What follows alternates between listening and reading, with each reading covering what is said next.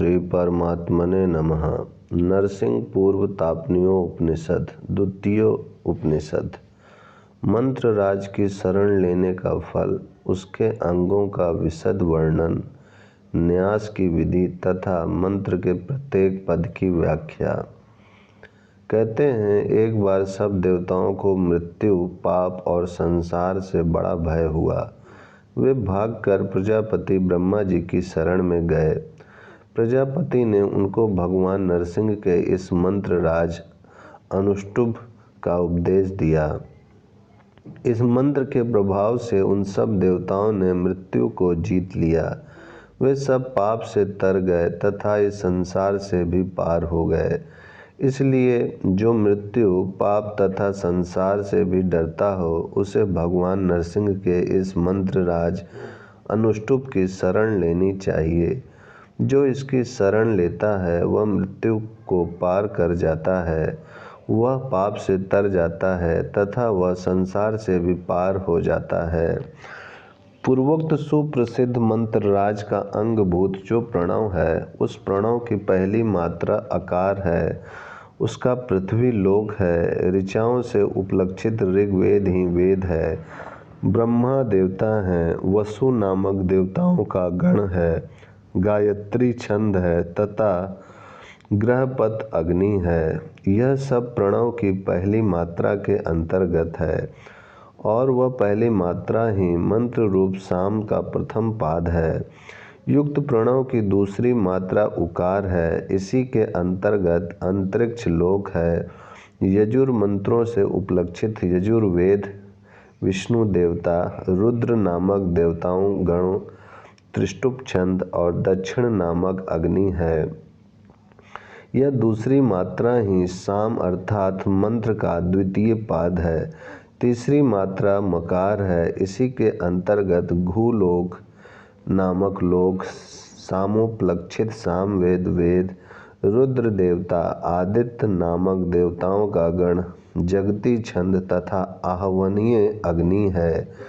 वह तीसरी मात्रा ही इस साम का तीसरा चरण है। प्रणव के उच्चारण की समाप्ति होने पर उसकी चौथी मात्रा के रूप में जो नादात्मक अर्धमात्रा सुनाई देती है, उसी के अंतर्गत सोमलोक को नामक लोक, ओमकार वाच्य पर ब्रह्म देवता, अथर्व मंत्रों सहित अथर्व वेद ही वेद, संवर्तक नामक अग्नि, मरुत नामक देवताओं का गण तथा विराट छंद है। इस चतुर्थ मात्रा विशिष्ट ओमकार के एक ही ऋषि हैं, ब्रह्मा जी। यह चौथी मात्रा तुरीया ब्रह्म स्वरूप होने के कारण परम प्रकाशमयी है। यही साम का चतुर्थ पाद है। अनुष्टुभ मंत्र का प्रथम चरण 8 अक्षरों का है। शेष 3 चरण भी 8-8 अक्षरों के ही हैं। इस प्रकार कुल 32 अक्षर होते हैं। निश्चय ही अनुष्टुभ वृत्ति 32 अक्षरों की होती है। अनुष्टुभ से ही इस संपूर्ण विश्व की रचना हुई है। अनुष्टुभ के द्वारा ही सबका उपसंहार होता है। उस अनुष्टुभ मंत्र के 5 अंग हैं।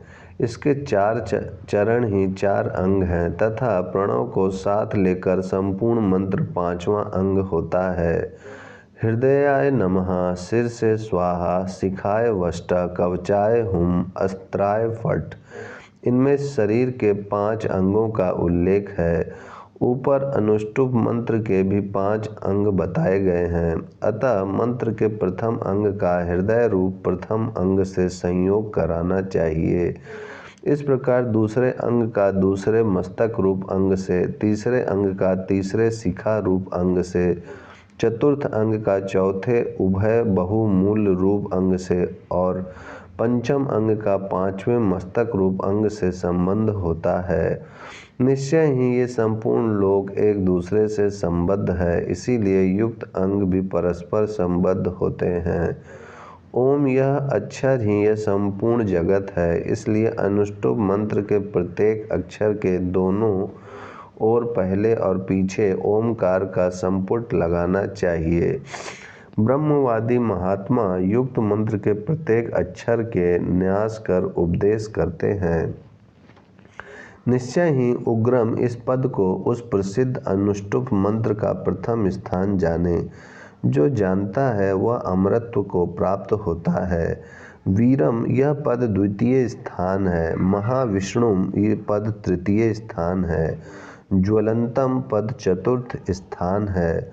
सर्वतोमुखम पद पंचम स्थान है। नरसिंहम पद छठा स्थान है। भीषणम पद सातवां स्थान है। भद्रम पद आठवां स्थान है। मृत्युमम पद नवां स्थान है। नमामि पद 10वां स्थान है। अहम पद 11वां स्थान है। इस प्रकार जानना चाहिए। जो जानता है वह अमरत्व को प्राप्त होता है। निश्चय ही यह अनुष्टुप वृत्ति 11वां पद की है। इस अनुष्टुप मंत्र के द्वारा ही इस संपूर्ण विश्व की रचना हुई है तथा अनुष्टुप के द्वारा ही सबका उपसंहार होता है। इसलिए सब कुछ अनुष्टुप मंत्र का ही विस्तार है। यों जाने। जो जानता है वह अमरत्व को प्राप्त होता है।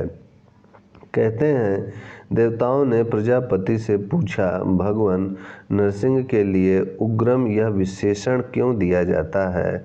उन्हें उग्र क्यों कहा जाता है? तब वे प्रसिद्ध प्रजापति बोले, क्योंकि भगवान नरसिंह अपनी महिमा से संपूर्ण लोकों, समस्त देवों, सभी आत्माओं तथा सभी भूतों को ऊपर उठाए रखते हैं, निरंतर उनकी सृष्टि करते हैं, नाना प्रकार से उनकी सृष्टि का विस्तार तथा संहार करते हैं, उन सब को अपने ही भीतर बसाते लीन कर लेते हैं, दूसरों से इस जगत पर उद्ग्रह अनुग्रह करवाते हैं तथा स्वयं भी इस पर अनुग्रह करते हैं, इसलिए उग्र कहलाते हैं।